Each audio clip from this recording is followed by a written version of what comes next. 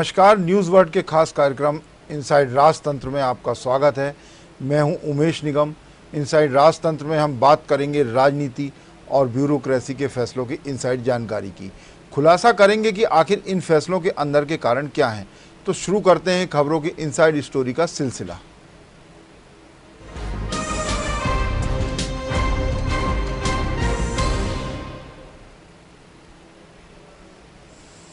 केंद्र सरकार के कर्मचारियों के महंगाई भत्ते और वार्षिक वेतन वृद्धि पर लगी रोक 1 जुलाई से हट रही है। कोरोना काल के चलते केंद्र सरकार ने कर्मचारियों के महंगाई भत्ते, वार्षिक वेतन वृद्धि पर 18 महीने पहले रोक लगा दी थी। यह रोक हटने के बाद प्रदेश के कर्मचारियों को बकाया 5% डीए मिलने के आसार बनते नजर आ रहे हैं। वित्त विभाग के द्वारा इसकी तैयारियां भी शुरू कर दी गई हैं। इसके अलावा इसी साल 1 जुलाई से कर्मचारियों को वेतन वृद्धि का लाभ देने की भी तैयारी की जा रही है। इससे राज्य सरकार के करीब 6 लाख से ज़्यादा कर्मचारियों को फायदा होगा। वित्त विभाग ने मसौदा बनाकर मुख्यमंत्री सचिवालय भेज दिया है। इंक्रीमेंट लगने से कर्मचारियों को एक मुश्त 1200 रुपये तो अधिकारियों को 3000 रुपये का फायदा होगा। इस भुगतान पर 150 करोड़ रुपए का अतिरिक्त वित्तीय भार राज्य सरकार पर आएगा। सरकार के द्वारा यह निर्णय लिया जाना अभी बाकी है कि रोक हटने के बाद इंक्रीमेंट को कर्मचारियों के जीपीएफ अकाउंट में डालें या नगद भुगतान करें। वित्त विभाग में वार्षिक वेतन वृद्धि की विसंगति का एक मामला भी लंबित है, जिसमें 30 जून को रिटायर होने वाले अफसरों और कर्मचारियों को 1 जुलाई को लगने वाली वार्षिक वेतन वृद्धि का लाभ नहीं दिया जाता है। इसी महीने में ऐसे करीब 1400 से ज़्यादा कर्मचारी हैं जिन्हें इंक्रीमेंट नहीं मिलेगा। इनके मामले में 1 जुलाई यानी सेवा का 366वां दिन होगा। दरअसल 1 जनवरी 2006 को 6वां वेतनमान लागू होने पर कर्मचारियों की वार्षिक वेतन वृद्धि की तारीख 1 जुलाई तय कर दी गई थी। इसके बाद जून के महीने में रिटायर होने वाले कर्मचारियों को रिटायरमेंट के समय एक इंक्रीमेंट नहीं मिलता है, जिसका नुकसान उन्हें पेंशन में होता है। हालांकि हाई कोर्ट भी वर्ष 2019 में फैसला दे चुका है कि जिस कर्मचारी ने साल के 365 दिन नौकरी की है, उसे 1 जुलाई को वेतन वृद्धि पाने का अधिकार है।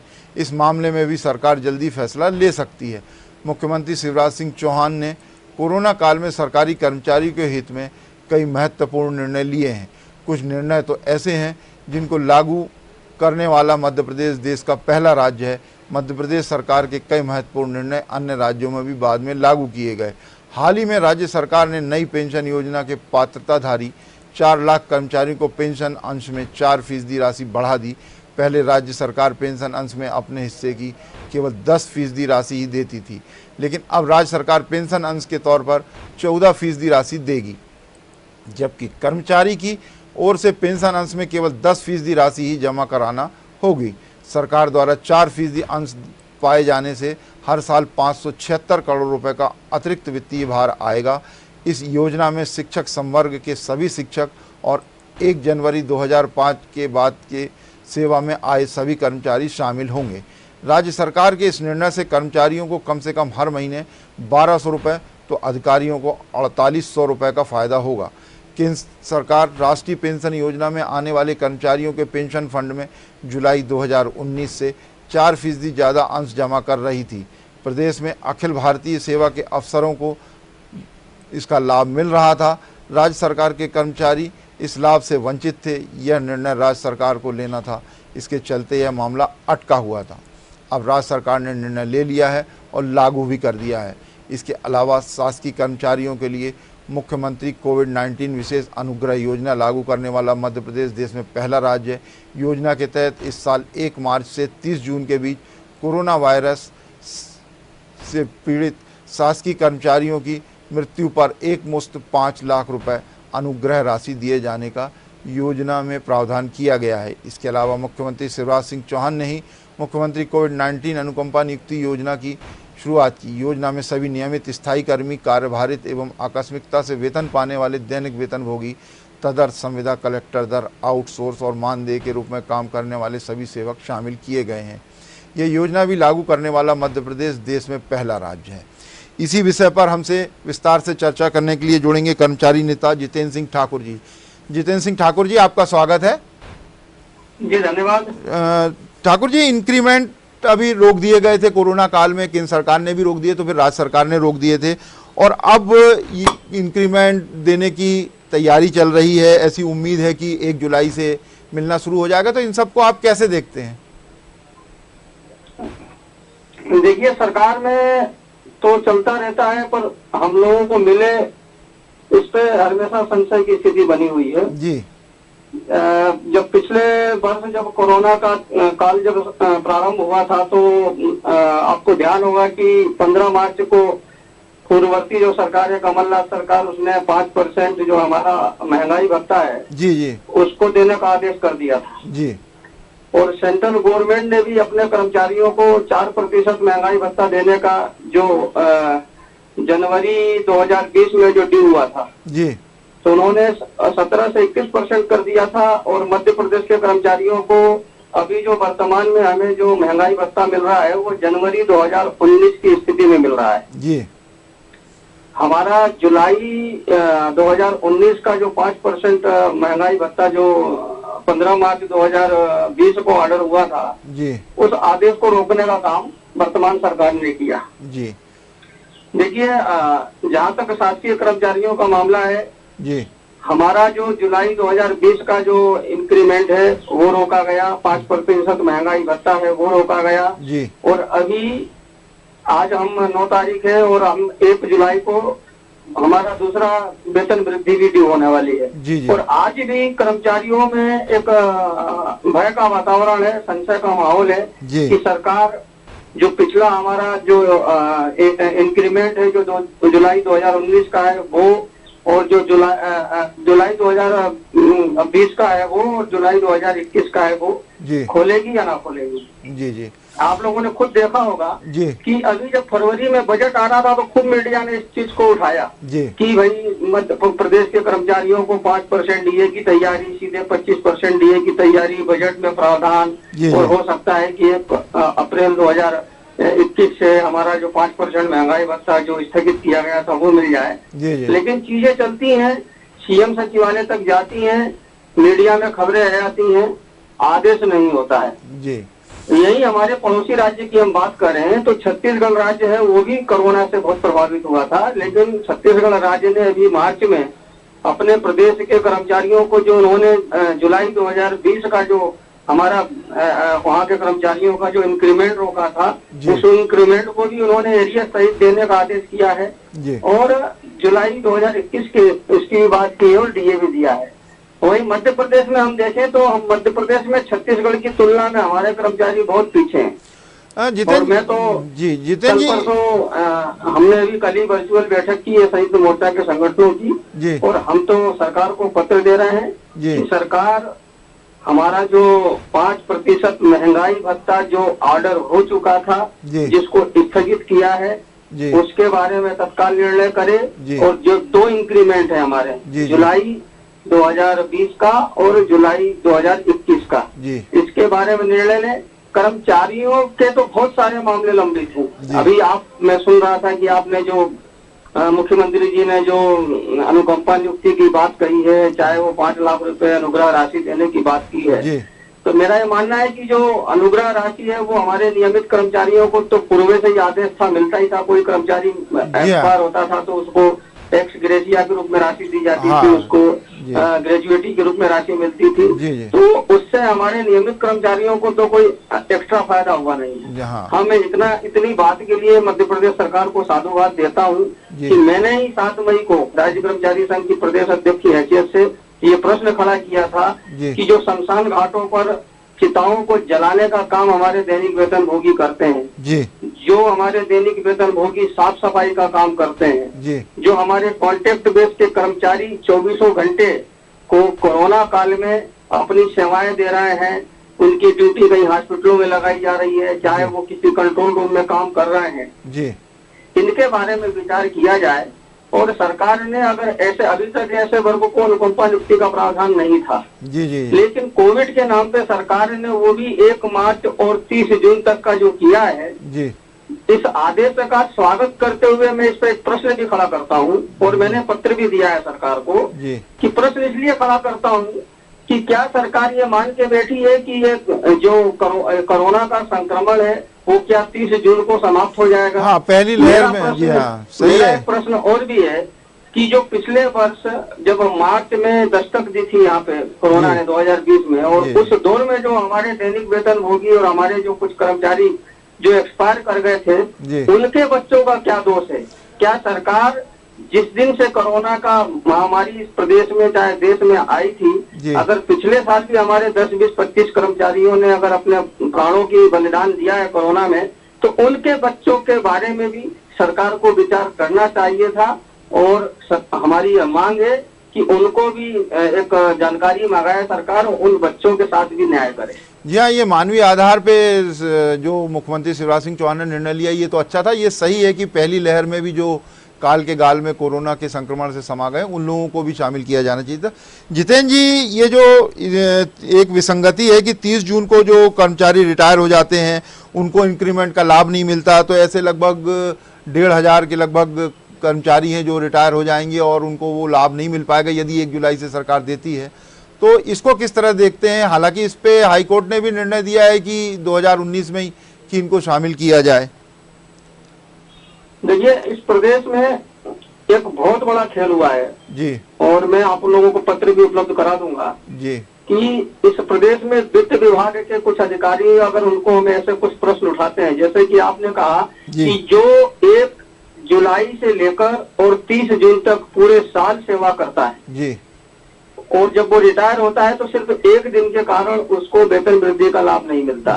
इसका माननीय उच्च न्यायालय ने भी निर्णय किया है, लेकिन इस मध्य प्रदेश में मतलब सरकार के ऊपर, वित्त विभाग में बैठे अधिकारियों के ऊपर कोई जू नहीं रेंगती है। जी जी। दूसरी तरफ मैं एक विषय उठाना चाहूंगा कि इस प्रदेश में करीब 2.25 लाख कर्मचारियों के साथ हाँ, इंक्रीमेंट के लाभ पे एक स्लो पॉइजन के रूप में उनका वेतन वृद्धि में 11 से 12 महीने का मतलब लेट किया गया है। उनकी 1 साल की पूरी वेतन वृद्धि को खाने का प्रयास इस मध्य प्रदेश के सरकार में बैठे वित्त विभाग के अधिकारियों ने करने का काम किया है। जी जी। मैं आपको बताना चाहूंगा कि पहले जो एक सिस्टम था कि जो कर्मचारी जिस महीने में नियुक्त होता था उस महीने में उसको इंक्रीमेंट मिलता था। जी हाँ। 5वें वेतनमान में एक सिस्टम था। जी। 6वां वेतनमान आया तो 6वें वेतनमान में आपने ये कहा कि हम प्रत्येक कर्मचारी को 1 जुलाई का वेतन वृद्धि का लाभ देंगे। ठीक। अब उसमें एक जो सबसे बड़ा जो गड़बड़ हुआ मैं आपको बताना चाहूंगा कि मैं एक उदाहरण देना चाहूंगा आपके सामने कि अगर मान लीजिए कि अगर किसी कर्मचारी को अगर फरवरी में 2005 में वेतन वृद्धि का लाभ मिला था जी, और आपके प्राइवेट सेक्टर में भी ये सिस्टम है कि जो आदमी जिस महीने में जिसका इंक्रीमेंट लगता है उसी महीने में उसको मिलता है। ये बिल्कुल तो सही। मैं उदाहरण देना चाहता हूँ कि अगर मान लीजिए फरवरी 2005 में अगर उसको वेतन वृद्धि मिली थी तो उसको अगली वेतन वृद्धि कब मिलनी थी? फरवरी 2006 में जी। लेकिन 6वें वेतनमान का जो नियम आया उसमें उन्होंने कहा कि नहीं, हम फरवरी में ना देंगे, आपको जुलाई में देंगे। तो आदरणीय इस तरह से उनके वेतन वृद्धि 16 या 17 महीने बाद मिली, यानी उनको वेतन वृद्धि 17 महीने बाद मिली। जितेंद्र जी, ये बिल्कुल सही कहा आपने। ये जो विसंगति है ये सरकार के ध्यान में लाई गई है, उच्च न्यायालय ने भी है और पता भी है। और वित्त विभाग में इतने मूर्ख अधिकारी बैठे हैं कि वो चिट्ठी पढ़ना तक पसंद नहीं करते और उसको टोकरी में डाल देते हैं। ये उम्मीद है कि इस बात पे आरोप लगा रहा हूँ कि मध्य प्रदेश सरकार उस वित्त विभाग में ये मैं निकम्मा शब्द यूज कर रहा हूँ, मैं बहुत गुस्से में हूँ कि ऐसे अधिकारियों को बैठाया है कि अगर कोई संगठन अगर इस तरह की विसंगति से अगर ध्यान आकर्षित करता है तो उसको संज्ञान में लेना तक उचित नहीं समझते। और इस प्रदेश में 2.25 लाख कर्मचारियों की वेतन वृद्धि 6वें वेतनमान में इन्होंने 4 महीने 5 महीने का लेट किया और 7वें महीने में उन्हीं कर्मचारियों का फिर एक 6 महीने बाद वेतन वृद्धि को आगे बढ़ाया। जितेंद्र जी, उम्मीद है कि सरकार इन सब बातों पे ध्यान देगी। बहुत बहुत धन्यवाद आपका हमसे जुड़ने के लिए। अब बात करेंगे एक और प्रशासनिक खबर की। देश का सबसे बड़ा ग्लोबल स्किल पार्क भोपाल में बनाया जा रहा है। योजना समय पर साकार रूप ले गई तो सरकार के दावे के अनुरूप जनवरी 2023 से इस ग्लोबल स्किल पार्क में क्लासेस भी प्रारंभ हो जाएंगी। मध्य प्रदेश सरकार की कई योजनाओं के बाद अब ग्लोबल स्किल पार्क अन्य राज्य सरकारों को पसंद आ रहा है। अन्य राज्य भी अपने यहाँ मध्य प्रदेश की ही तरह ग्लोबल स्किल पार्क बनाने की तैयारी कर रहे हैं। केरल, हिमाचल प्रदेश, उड़ीसा और उत्तराखंड सरकार के विशेषज्ञ ग्लोबल स्किल पार्क की जानकारी लेने भोपाल का दौरा कर चुके हैं। जल्द ही बिहार और पंजाब सरकार की विशेषज्ञ टीम भी आने वाली है। भोपाल में 1548 करोड़ की लागत से बनने वाले स्किल पार्क में करीब 6000 छात्र पढ़ाई कर सकेंगे। परियोजना के पहले चरण में 600 करोड़ का स्किल पार्क तैयार कराया जा रहा है। इसके बाद दूसरे चरण में 10 IIT सेंटर बनाए जाएंगे। ग्लोबल पार्क के लिए देश के 5 राज्यों को ADB ने लोन दिया है। मध्य प्रदेश को ADB ने ग्लोबल स्किल पार्क के वास्ते सबसे अधिक 967 करोड़ 50 लाख की राशि का लोन दिया है। ग्लोबल स्किल पार्क की इस परियोजना में राज्य शासन की ओर से 580 करोड़ 50 लाख की राशि निवेश की जा रही है। ग्लोबल स्किल पार्क बनाने में अंतर्राष्ट्रीय एजेंसी तकनीकी परामर्श दे रही है। Institute of technical education services Singapore को तकनीकी परामर्श के लिए राज्य सरकार ने नियुक्त किया है, जबकि टाटा कंसल्टिंग इंजीनियर्स लिमिटेड को डिजाइन के लिए अनुबंधित किया गया है। इधर औद्योगिक निवेश नीति एवं प्रोत्साहन विभाग मध्य प्रदेश के 4 स्थानों पर मल्टी प्रोडक्ट इंडस्ट्रियल पार्क बनाने जा रहा है। रतलाम, जावरा, मोहना और कटनी में बनाए जाएंगे ये park. Multi product industrial park में एक स्थान पर कई तरह के उद्योग खुल सकेंगे। ग्लोबल स्किल पार्क में शिक्षित होने वाले छात्रों के रोजगार में मल्टी प्रोडक्ट इंडस्ट्रियल पार्क खासा मददगार साबित होगा। ग्लोबल स्किल पार्क के अगले साल दिसंबर तक बनकर तैयार होने की संभावना है। ग्लोबल स्किल पार्क में 6000 छात्र पढ़ाई कर सकेंगे।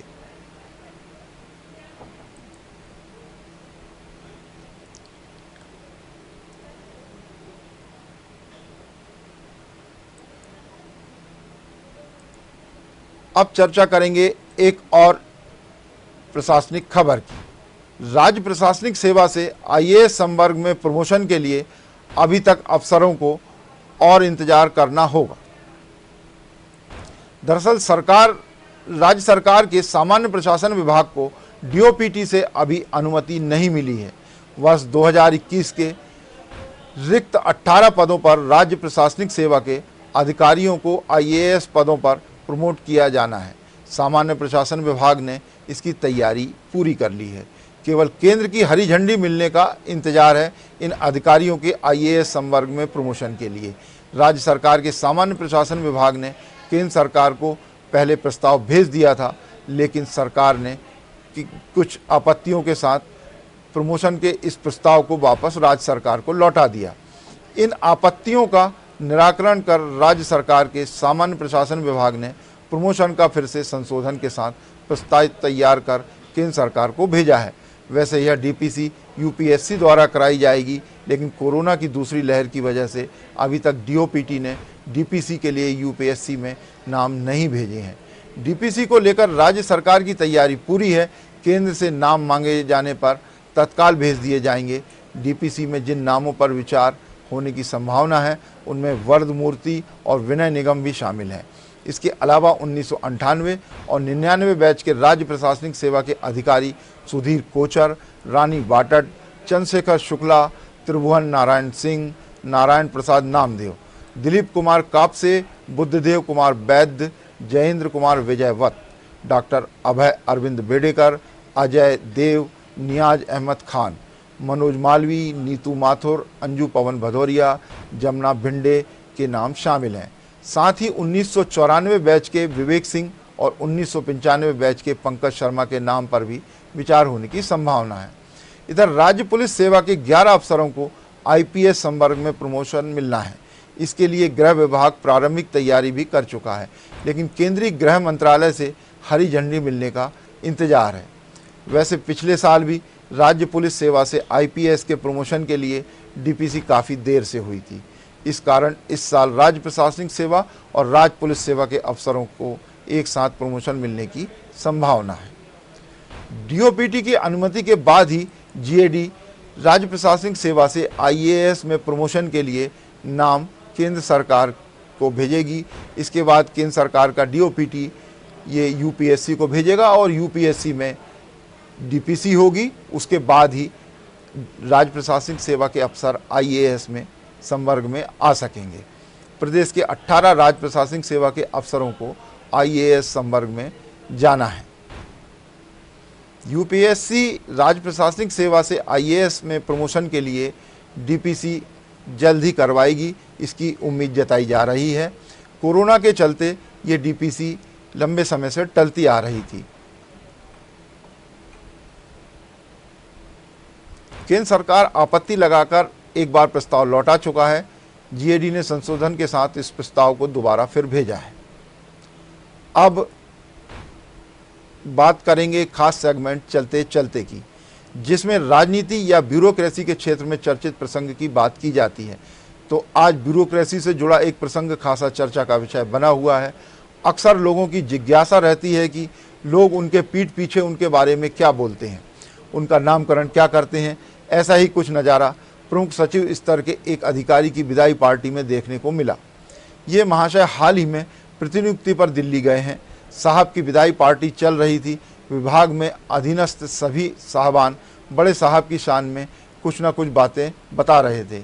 इनमें से एक साहबान की जब बारी आई तब प्रमुख सचिव महोदय की जिज्ञासा शांत हुई। इन साहबान ने बताया कि आपकी मीटिंग से लौटकर आने के बाद हम लोगों से कोई भी पूछता था कि मीटिंग कैसी रही, तब हम केवल 2 शब्द कहते थे और सभी समझ जाते थे कि मीटिंग कैसी हुई और माहौल कैसा था। जो प्रमुख सचिव महोदय के लिए कहा जाता था वो है बुद्ध मुस्कुराए। दरअसल प्रमुख सचिव महोदय अक्सर कोई ना कोई कमी निकाल लेते थे और माहौल कैसा भी हो आसानी से मुस्कुराते नहीं थे। जब प्रमुख सचिव महोदय मीटिंग में कोई टोका टाकी ना करें और अधीनस्थ अमले के काम की प्रशंसा करें तो अधीनस्थ अमला यही कहता था कि बुद्ध मुस्कुराए। विदाई पार्टी में अपने बारे में यह वाकया सुनकर प्रमुख सचिव महोदय फिर एक बार मुस्कुराए। दर्शकों की सुविधा के लिए बताते चलें कि यह घटनाक्रम उस विभाग का है जहां पिछले 4 महीने से 2 प्रमुख सचिव स्तर के अधिकारियों की पदस्थापना कर दी गई थी। इनमें से एक पंडित थे तो दूसरे ठाकुर जो दिल्ली गए वो पंडित हैं।